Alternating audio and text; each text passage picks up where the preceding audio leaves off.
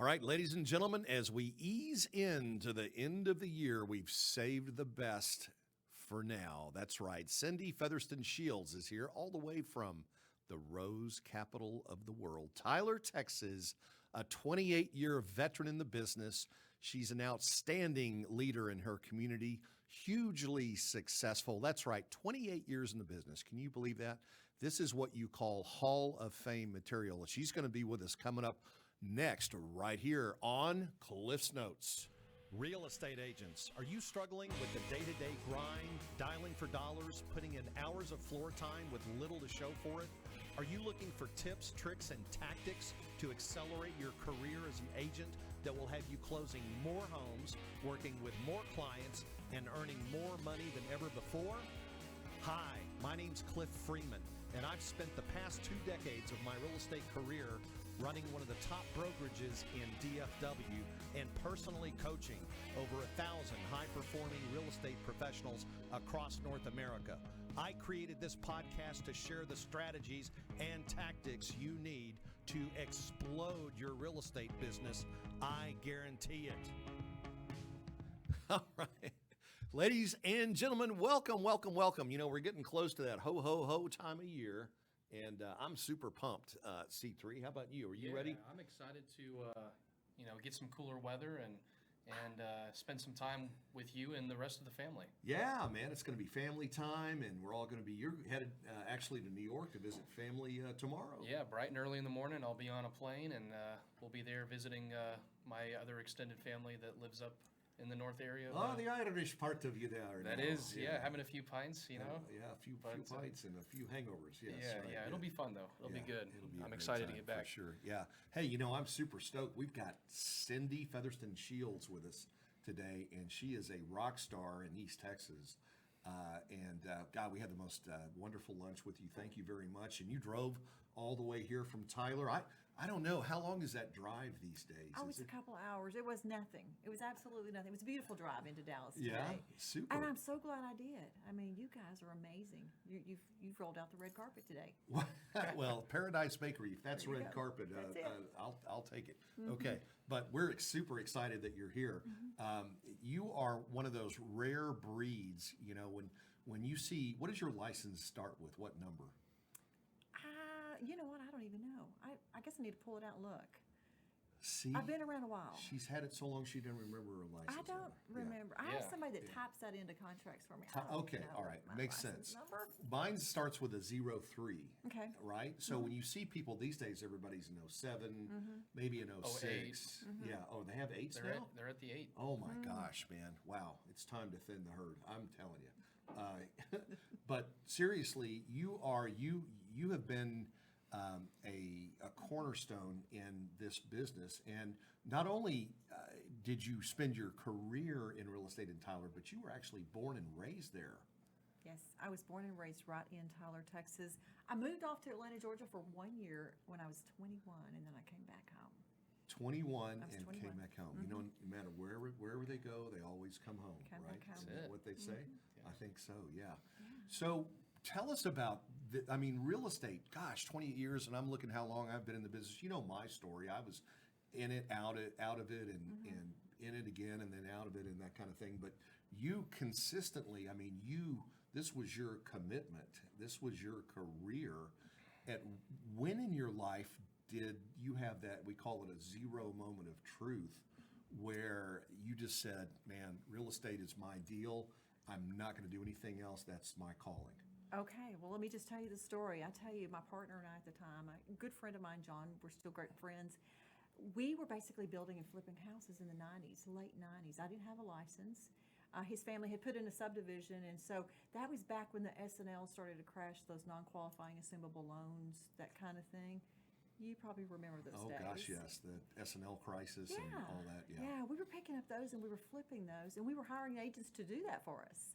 And what was happening is I remember going into a closing and seeing this guy walk out with that big fat commission check. And I went, I think I can do that. So went right down and got my real estate license, went to work for my mentor in real estate. She had an ERA franchise. Her name was Annelle Harris. Went to work for Annelle Harris. About 2 years into the business, she walks by my office one day and says, hey, I'm thinking about selling my business. I went, really? So I went home and told John about it. He goes, well, I think we ought to buy it. Oh my gosh. And there you go. Just There we add go. water, huh? Exactly. Yeah. Exactly. We negotiated our deal. We signed on the dotted line. And we went into sales meeting and we announced it. It happened pretty fast. We bought the building. We bought the business. 13 agents is what we bought, basically. We announced it. I'm 20-something years old, and these people are in their 50s. We announced this. 7 of them walked out. Oh my gosh. Oh, no. Oh no. 7 agents walked out that day. And so it was the craziest thing. When you talk about commitment, we'd already signed on the dotted line. That's what you call instant buyer's remorse, Ooh, huh? yeah. I tell you what, I mean, it was an ERA at the time. She had dropped her franchise right before we did this. So it was an independent. Oh my gosh. I remember the day that ERA rep walked into our office. I about attacked him as he walked in the door because I needed something. Because I'm 20-something trying to run a company. We ended up building our ERA franchise. We bought one on the spot, built it up to 5 offices, over 100 agents. Wow. And we were in the business, before I know it. Yeah. All these little branch offices, we ended up selling those off, and then we got back down to a pretty cool boutique office in Tyler. Okay. So You tried the expansion thing. You went up I to did. 5 offices. What was that experience like? What did you find? What was it that caused you to want to go another direction at that point? What was happening is we had a lot of people working for us. I'm driving from office to office each day training people. I'm nothing but training and coaching at this point. I'm not really in production.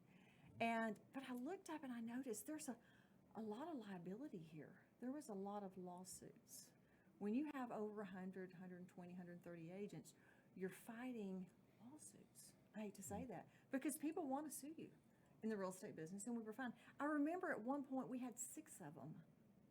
6 lawsuits? Well, they're complaining at track or they're doing something. Okay. And it wasn't Okay. our agents doing anything wrong. It was somebody that decided not to sell and somebody bought. We had one guy that bought a house. Somebody was on the listing. We had the listing. And the buyer and seller got together and talked after the closing. And the guy says, well, I really didn't want to sell my house. And the other guy said, well, I really didn't want to buy your house. Next thing you know, we're in a lawsuit over it. Yes. They actually Wow. sued us over that. Yes. Okay.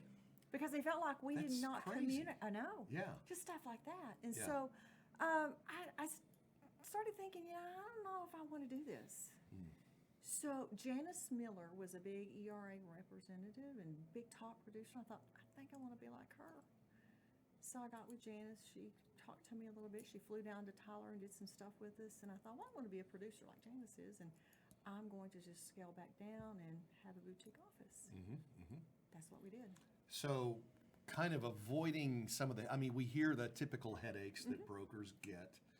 There's the old joke about, there's a reason why they call it broker, because when you are one, you go broker. Exactly. Right? Yeah. Everybody thinks that having that franchise around you for support is the pixie dust that's going to make you successful.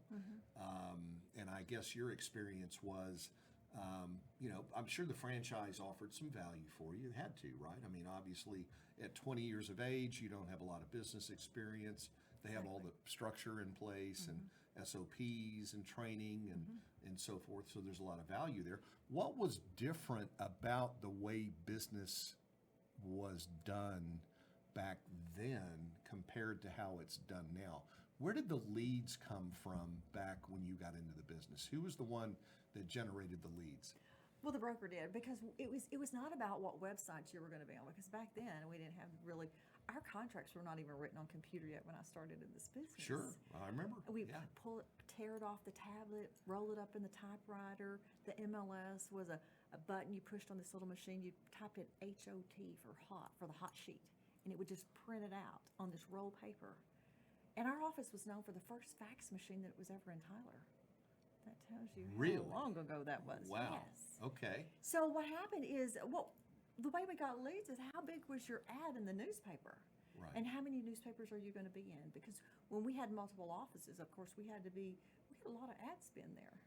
And it was one time on Sunday that ad went out in the paper. So somebody looking for a real estate agent in Tyler, wouldn't look on Zillow and start looking at houses first. There was They no would- Zillow back then. There was no Zillow, and you read the papers. I remember houses used to be advertised in the Dallas Times Herald and the Dallas Morning News and all that stuff. That was the real estate section of the newspaper was huge on Sundays. Man, I mean, all kinds of stuff. But the reality is, and this is what I'm really trying to get out here, is that the whole value of the broker wasn't just supervising you; it was also for leads. You had to be on the broker's good list to get in with lead distribution and to get those leads. People doing floor time, calling the Absolutely. broker's office. There were people stopping in that you needed almost a retail presence because people would drive to your office and say, hey, I just got into town. I need to find a house. So the whole way that we did business, the broker was really not only the one responsible, but also the center of all of the things that you needed. They had everything from leads to training. So the value of the broker back then, before the internet and before Zillow and before all these other tools, was a lot more substantial, right? Absolutely. And so when your agents went to work for your franchise in the beginning, what was the financial arrangement that you had with them? Oh, that was easy. It was a 50-50 split. A 50-50 split. 50 split. Okay, this is at the broker level, not then teams. Did teams Oh, even There was exist? no existing of teams. There was no teams, just individual The agents. broker and they was were, king. the broker, Was right? king back then. Yeah, yeah. Yeah. He who has the gold rules. And Right. we trained agents. We trained them, got them up and producing. And my competition down the street would offer my people 60-40 splits, and they would go out the door Right. for the 60-40 Right. split. Right. So that was in what year was that? Was that back in the 90s? Okay, so in the 90s, Keller Williams was just starting to make its entry into the business, and they changed the way that agents are compensated. They started out with higher splits. They started out with this thing called profit share, and then you actually started to see teams begin to take shape. How did your traditional franchise react? What happened then? How long did you own? Were you still with your franchise at that time, or through that period? Yeah, we were still with Okay. our franchise because that's what we knew. Right. And we were with our franchise up till 3 years ago. Till 3 years 3 ago. years ago. Okay. Yeah. We just kept renewing. My last renewal with my franchise was a 10-year commitment. 10-year 10 year. commitment. Wow. Yeah. Okay. So there was no getting out of that. Right. So, especially, I mean, when I think I shared the story when I saw EXP, there was no way I could do EXP because Right. we still had Still had it. 3 years Yeah. on our contract. Not to disparage or berate franchises, but I've heard it said, that if you're in a franchise, you don't own the franchise owns you. You better believe it. Is that really, is there any truth to that? Can you explain a little bit about that? Absolutely. The franchise had certain requirements of the person that owned it, supposedly. You had to go to conference every year, and you had to be a part of an audit. That's pretty much it. They didn't come see you. They didn't offer training. The particular one I was with didn't offer a whole lot except a name, ERA. And so, but when we talk about owning you, you were precluded from, you were handcuffed while you were in the franchise. Absolutely. Right. You couldn't even look. You had a look period, the last 6 months of your agreement is typically, I think, what franchises do. But you were forbidden from, exiting the franchise or whatever. You're opening yourself up for a lawsuit and all kinds of things. Absolutely. Yeah. And did the way franchisers work? So you had to pay a franchise fee. What did you get for that fee? Did you get a building? Did you get space? What did you get? Computers? Nothing. Nothing. Nothing. Okay. Nothing. No. We got nothing, actually. Okay. We have reporting so where they knew that they got their money. And then we got an audit every year to make sure we paid the money. Okay. Okay. We had a website that was a big national website. It wasn't a website for our local area. It was a website, national website. Okay. So we didn't get anything. We had to provide everything for ourselves. Yeah. Now, I'm sure there's two sides of the story sure. here, and they're going to obviously have a list this long of things they provide you. But Training. They Training, train. okay. Yeah. I became a corporate trainer for ERA. Oh, okay. Yeah. Okay. So what's that like, being a trainer? Does that mean you go outside of your office to train people? I could, or yes. Okay. Yes. I came to Dallas and hosted some training classes called acceleration training classes for people getting into the business. Okay, interesting. Well, let's fast forward Okay. now. Today, you have got what, I don't know what you would call it, but it's almost like a training center or a hub for your agents to come in, right? And you have about 30 agents now that are on you have a mega team. On a mega team. Yes. And you guys do a lot of transactions, you do a lot of business. But now you've created an environment that is a little bit different than what you had before. Describe to us what's different about the way you run your team now versus the way you ran your offices when you were doing a franchise. Well, the difference is obviously is we're with EXP now. That's a big difference because there's two different models basically that we have with EXP. You could be straight EXP is what we call it, with your cap of a 16,000 cap, or you can be on our mega icon team and be on a 60-40 or 70-30 split.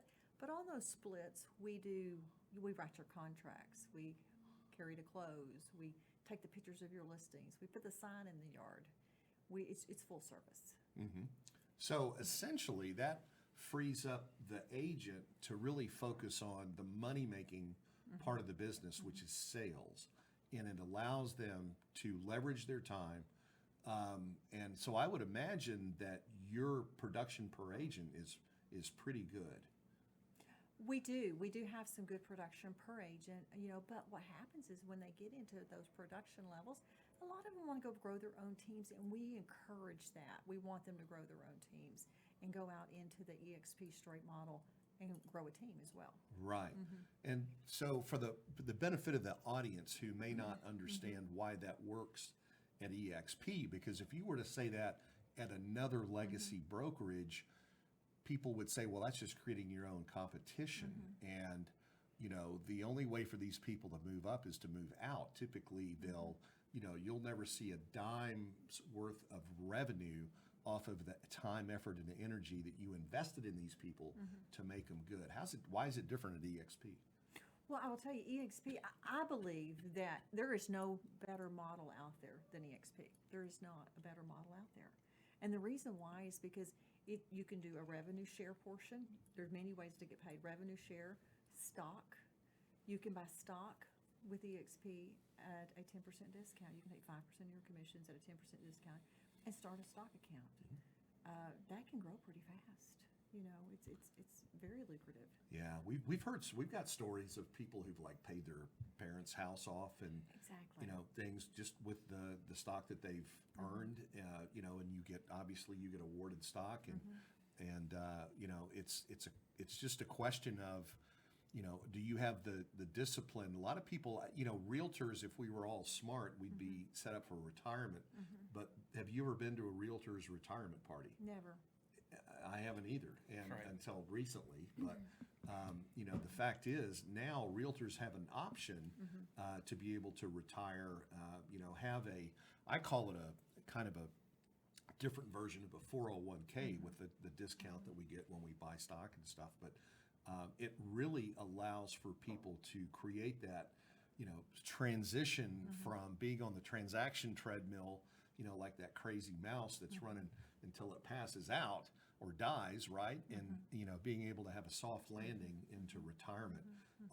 So do you think that, with what's going on right now, and it's funny, I was having a meeting with some of our executives at EXP, and our industry right now is going through some really dramatic shifts.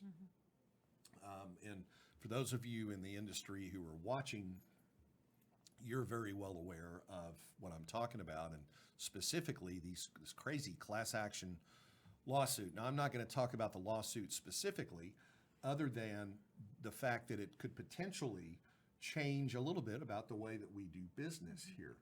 How do you think, how important is it for agents to understand how this could impact their business? And if you were an agent and you were going to pick a place that potentially would be the safest and best place to work, what kind of things would you look for?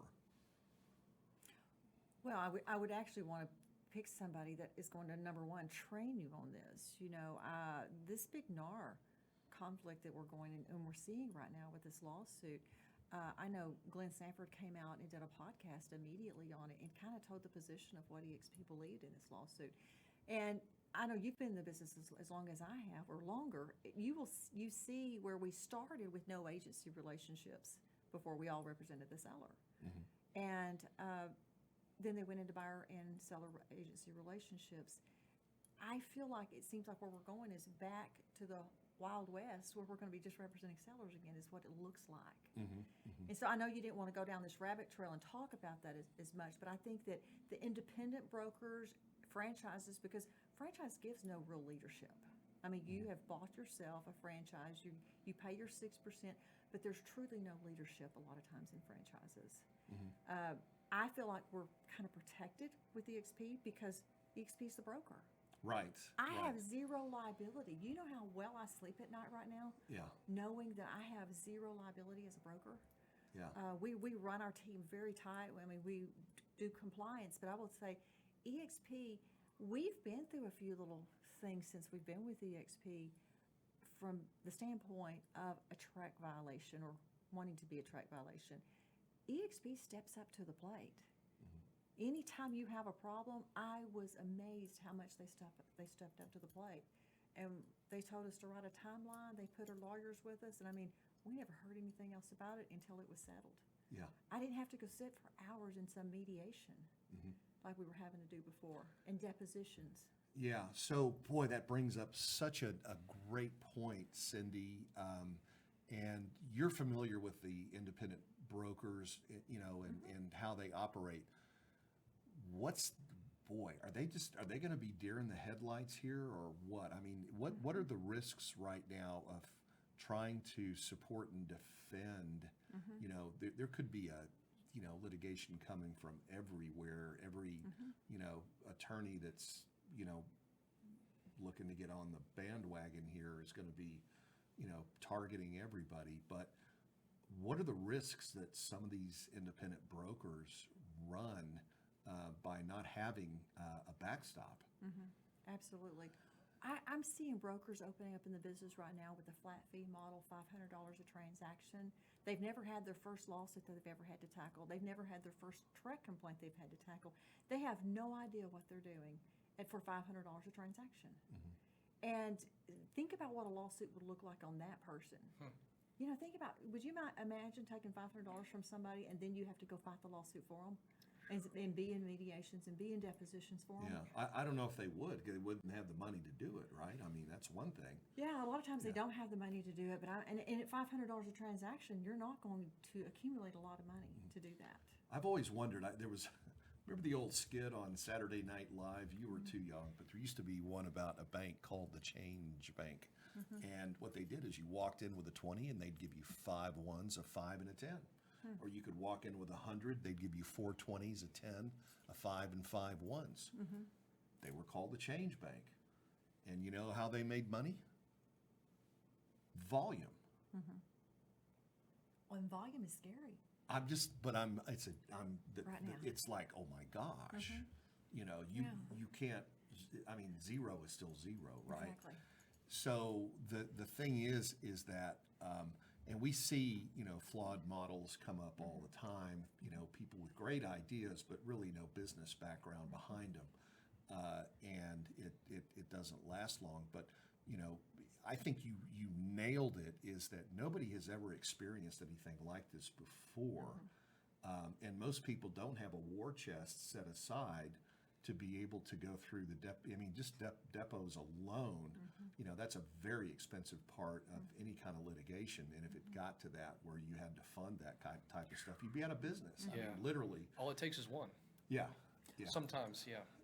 Yeah. So anyway, again, not to talk about the lawsuit specifically, but just to say that there are risks out there as an independent broker that you may not know about, but you sure will find out about. And if you don't have, a plan B, then it could be disastrous. And it's like you said, having a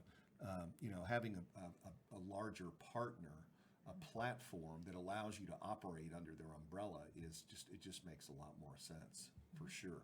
So you've been in the business 28 years. That is amazing. Tell me a little bit about what does the next 5 years look like for Cindi Featherston-Shields and her team? What do you plan for? How far out do you go? A lot of people say, 5 years is too long. You're thinking too far out. How far do you plan? 10 years out. 10 years, 5 years, 3 years, that's our plan. My mentor, Annelle Harris, was in her 80s when she passed away. She sold real estate up to 2 weeks before she passed away. It's crazy.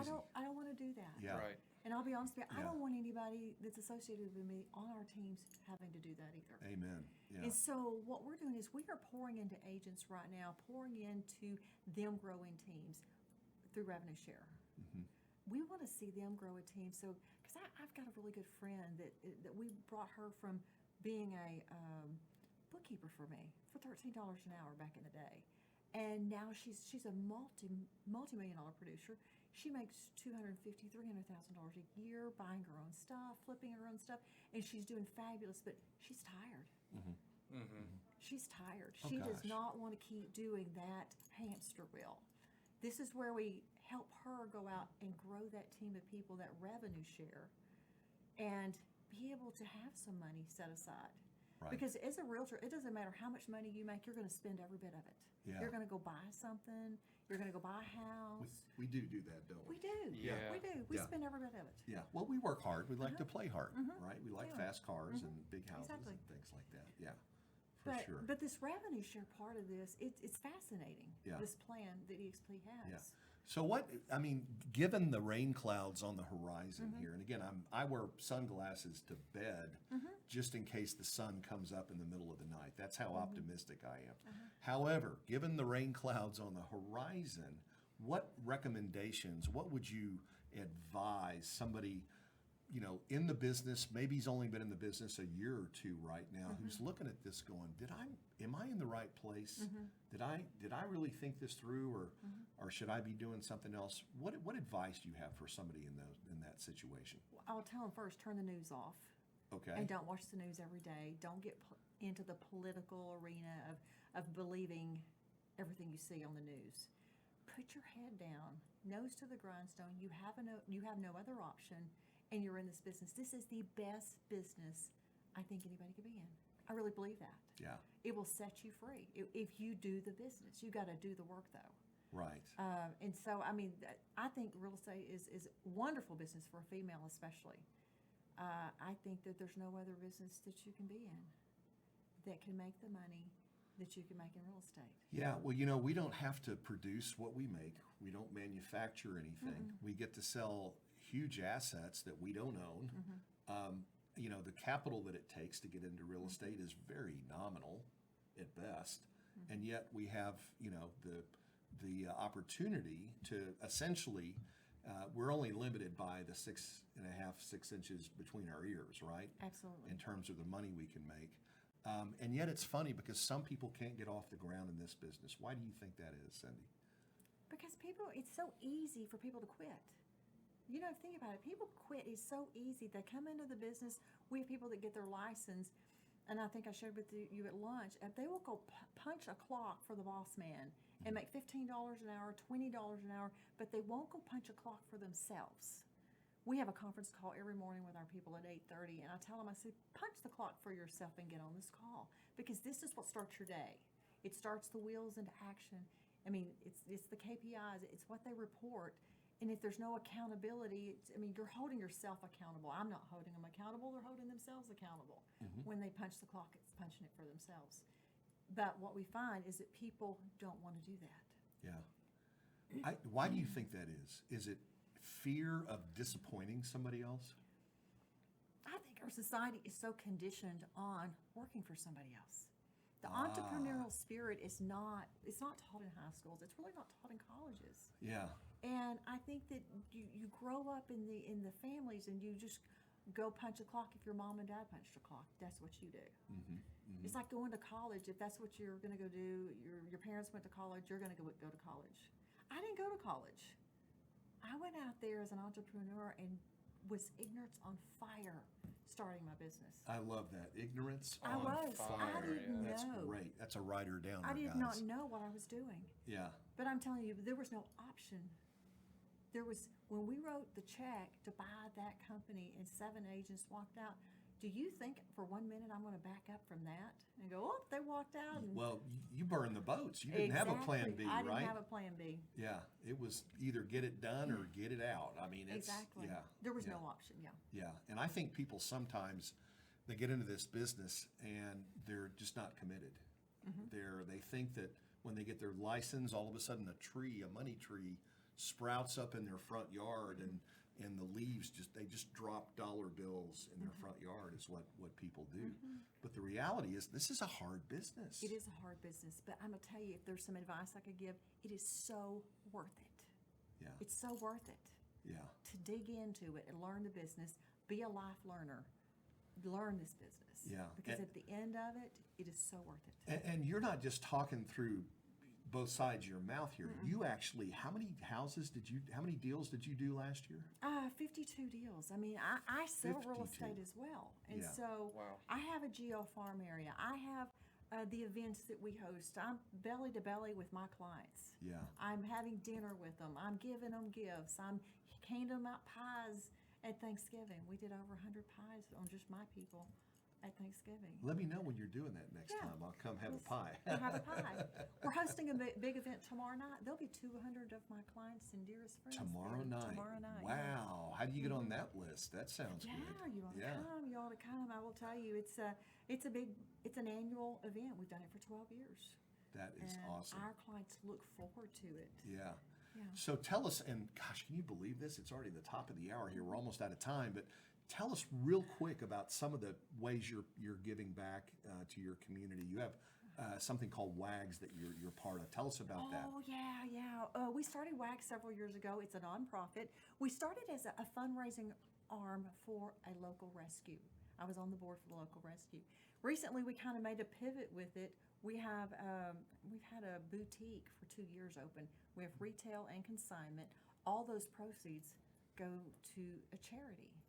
And so when we made this pivot about 6 months ago, we're about dogs still. We have a pet food bank for food, and we also have a outreach for homeless people with animals. Oh my gosh. But we started Yeah. helping the homeless people too. So every Saturday morning, our team, there's about 10 or 12 of us, will meet down under the bridge, face to face with the homeless people. And there's a group, a ministry down there that feeds 144 people called Hunger for Love. It's 144 people. We get the sponsorships for them. It's $400 a week. And we've committed to helping these people get that sponsorship money through WAGS and through our business partners. We have half of the calendar filled for 2024 already committed. Yeah. We'll fill the other half, and we've only been working on it about a month. Oh So my we'll get the gosh. rest of That's it done. awesome. Wow, that just gives me goosebumps. But yeah. we raise money is what we do. Yeah. And again, we're starting to gear more toward homeless people too. Yeah, Cindi, you are such an icon in your community, and somebody that we all admire and want to be more like you. If anybody in our audience watching today wanted to reach you and maybe just have a conversation with you, talk about real estate or WAGS, what's the best way to get a hold of you? Hit me up on Facebook. Honestly, we live on Facebook through Messenger. You can contact me. I'm Cindi Featherston-Shields on Facebook. Okay. And you can friend me, follow me, send me a private message. Yeah, there she is, the Rose of Tyler, Texas. Yes, well, we're so excited to have you on the show today. Thank you for being here and making that trek. What is it, 20 or 30? It's 30, isn't it? Highway 30? I-30? 20. It's 20. 20. Yeah. It's 20. Yeah, I got my 30's up north. That's right. 30 Yeah. is up Yeah. going up to Texarkana, I think, Yeah. right? Yeah. Yeah. But thank you so much for coming today. It's been a wonderful experience. Yeah, we've really enjoyed having you here. Good luck with your party. And I just want to wish you and your team and your family a very Merry Christmas, and let us know. We're here in Dallas looking to help you any way that we can. I'm excited about that. Okay? Thank you so All much. right. And speaking of helping, ladies and gentlemen, thank you guys for being here with us today, because if it wasn't for you, there wouldn't be any reason for us to be up here. We hope you enjoyed the show today and meeting Cindi. And don't forget, we'll see you back. Are we going to be here next week?